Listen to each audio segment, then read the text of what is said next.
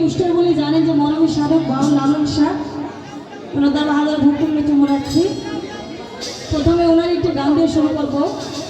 আর আমাদের মধ্যে